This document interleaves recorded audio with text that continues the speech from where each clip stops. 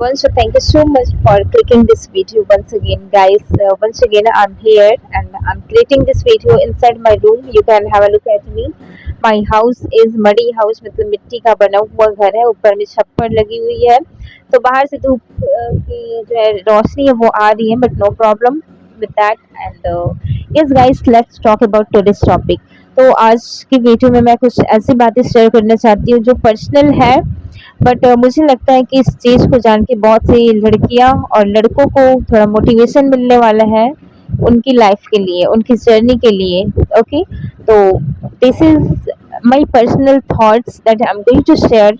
So without any delay, let's get into the video. So guys, one day what happened, it is the matter before 3 days ago.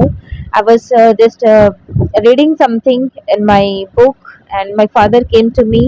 They said that why are you doing this? I mean, always you just make videos, you just prepare for that, for making video. Stop making video, stop speaking in English. You cannot do these things. You can do another thing. Just if you would be doing another work for job, so today you would have job. So they were saying me like this, and they were scolding me. तो उस time पे मुझे लगा कि पे at that time I really felt very bad. I was crying, and while crying I made one video, right? That was harsh reality that I have posted on YouTube also. तो guys, मैं इससे यही share करना चाहती हूँ कि आपके पास, आप जो भी कर रहे हो अपने सपनों के लिए, अपने ड्रीम्स को पूरा करने के लिए, तो कुछ भी आए, प्रॉब्लम्स आएगी, ये कॉमन सी बात है. प्रॉब्लम्स आएगी, रिजेक्शंस मिलेंगे, तो उस रिजेक्शन को आप पर डिपेंड करता है कि आप उसको पॉजिटिव वे में ले रहे हो कि नेगेटिव वे में. जैसे कि उस दिन मुझे कहा गया कि तुम नहीं कर सकती, कुछ नहीं कर सकती, बस बोलती हो इंग्लिश, और भगवान जाने सही बोलती हो नहीं बोलती हो, क्या करती हो, कुछ नहीं कर पा रही, कुछ करोगी नहीं, ऐसा वैसा मेरे खुद के फैमिली के द्वारा मुझे बोला गया. तो उस टाइम पे तो बहुत ही गिल्ट फील हुआ, रोना आया, बहुत रोई भी हूँ.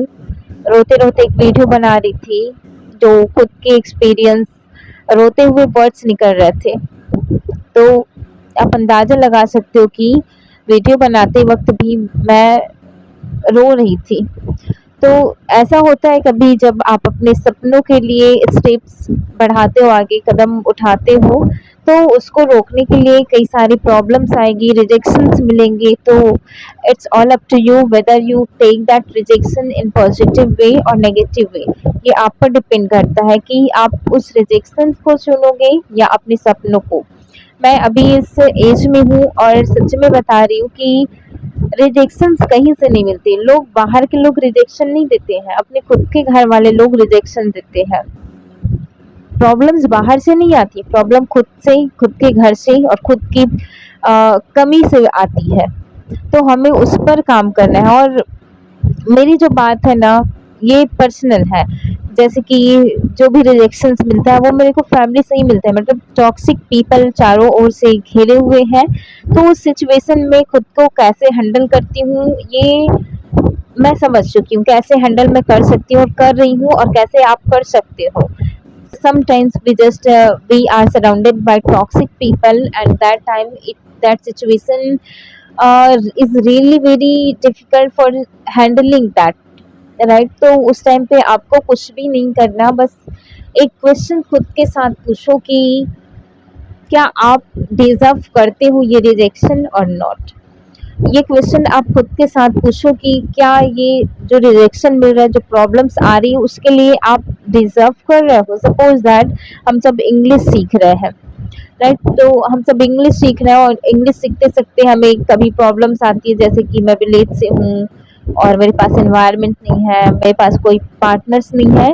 तो आप खुद को पूछो कि ये प्रॉब्लम को डिजर्व कर रही हो तुम एक्चुअली में.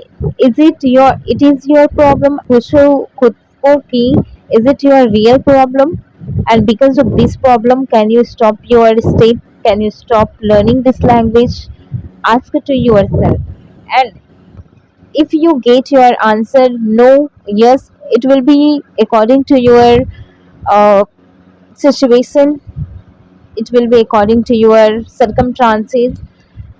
तो मैं यही कहूँगी कि एक डिज़ायर है सीखने के लिए, करने के लिए कुछ, तो आपको दिक्कतें मिलेगी, दिक्कतें आएगी, रिजेक्शंस मिलेंगे, तो ये आप पे ऊपर डिपेंड करता है कि आप उस रिजेक्शन को कैसे ले रहे हो, कैसे हैंडल कर रहे हो।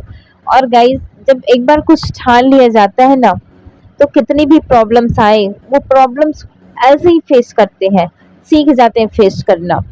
तो प्रॉब्लम्स आर एवरीवेयर, तो you have to learn how to fight with them.